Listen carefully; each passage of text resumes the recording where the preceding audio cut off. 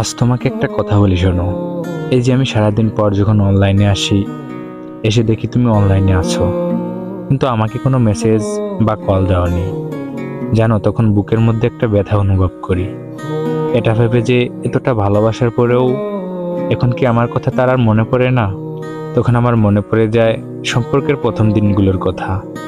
কতই না কথা বলতে আমার সাথে।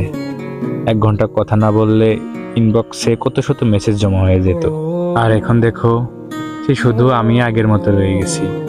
সে আগের মতো একইভাবে তোমাকে কল মেসেজ দিয়ে যাই, কিন্তু এখন আর আমার সাথে কথা বলার তোমার সময় হয় না।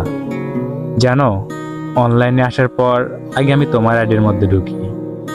যখন দেখি তুমি অনলাইনে আছো কিংবা একটু আগেই অনলাইন থেকে বের হয়ে গেছো, আমাকে মেসেজ দাওনি বা কল দেওনি, তখন যে কষ্টটা পাই সেটা তোমাকে কখনো বলে বোঝাতে পারবো না। তখন নিজে না চাইতেও চোখ দিয়ে পানি বের হয়ে যায়।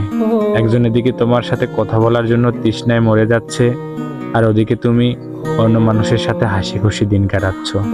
এজন্য তোমাকে একটা শেষ কথা বলবো, যদি ভালোবাসতে না পারো বলে দিও। সব কষ্টগুলো একসাথেই পাই। এভাবে তিলে তিলে জীবনটা নষ্ট করে দিও না। এমন কষ্ট দিও না যেটা সহ্যের বাইরে। তুমি ভালো করে জানো আমি তোমাকে ছাড়া থাকতে পারি না, তবুও তুমি আমাকে কষ্ট দিয়ে যাচ্ছ।